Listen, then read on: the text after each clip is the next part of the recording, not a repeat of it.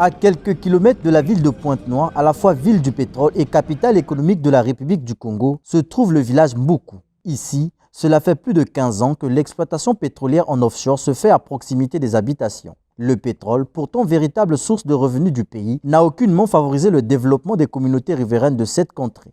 Nous avons nos richesses. Le district de Inda, c'est l'un des plus grands, c'est-à-dire l'un des plus riches districts du Congo.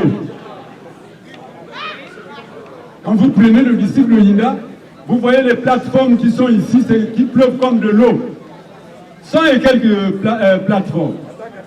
Mais vous venez en Mboukou, vous commencez à Inda, juste en Mboukou, il n'y a pas la lumière, on est dans la sombreté. Et vous trouvez que ça c'est normal.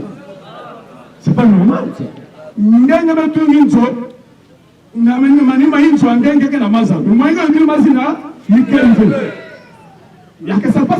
Comment courant que nous voit les métaux, il y a bondi, il n'y a pas de temps à s'utiliser. Est-ce que place n'a pas de lumière? Nous pouvons pas de lumière. Courant que nous avons une zongue, on a bénéficié à où, mais pas de caca, mais ici, caca à côté, mais ça bénéficie de courant. Non, il y a ça réponse. Depuis 2000, que Eni exploite en beaucoup, on ne bénéficie de rien. Pas d'eau, pas d'électricité, une situation qui a poussé la commission Justice et Paix à lancer en 2017, en collaboration avec les populations de ces villages pétroliers de la sous-préfecture d'Inda, la campagne Électricité pour tous, courant Samuna Betonios. Cette commission a réuni publiquement les populations de ce district pour les sensibiliser sur l'état d'avancement de leurs revendications enclenchées il y a 7 ans. Cette mobilisation a pour objectif de sensibiliser la population sur l'accès à l'électricité. Vous savez que grâce au rapport de l'initiative pour la transparence dans les industries extractives, on a pu voir qu'une bonne partie du gaz utilisé par la centrale électrique du Congo est produite par le gisement de Bundi.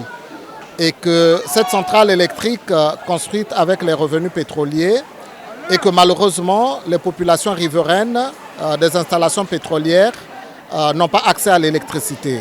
Et c'est essentiellement pour cela que nous avons sensibilisé les populations, que nous faisons ce plaidoyer afin que ces communautés riveraines aient accès à l'électricité. Rien n'a changé, aucun engagement pris du côté des pouvoirs publics et des sociétés pétrolières opérant dans cette zone. Électrifier ce district ne demande pas autant de sacrifices selon cette commission. Plusieurs possibilités existent pour favoriser l'accès à l'électricité ici. La présence de multiples opérateurs pétroliers et de sous-traitance en est une. Le réseau électrique implanté par la société Eni Congo disponible dans la zone est une possibilité réelle de connexion des villages. La redevance payée à l'État par ces compagnies pour l'occupation de ces espaces pourrait être également utilisée pour l'électrification de ces villages pétroliers, tout comme les fonds de projets sociaux prévus dans le CPP signé entre l'État et les compagnies pétrolières. Nous avons aussi trouvé des pistes sur comment financer cette électricité, puisque, évidemment, dans le cadre des contrats de partage de production, nous voyons qu'il y a des projets sociaux et nous avons, au cours de cette réunion, insisté sur le projet de Kombi Likalala Libondo 2, là où Perenco, évidemment, avec le gouvernement du Congo, avait prévu 1 milliard de francs CFA pour les projets sociaux. Et nous pensons que ce budget des projets sociaux peuvent être utilisés pour électrifier les communautés riveraines des installations pétrolières.